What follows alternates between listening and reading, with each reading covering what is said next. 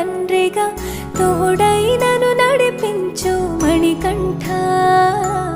కష్టాలే తరిమినా కన్నీరే ముంచిన నీవే నాకు దిక్కు కదా అయ్యప్ప.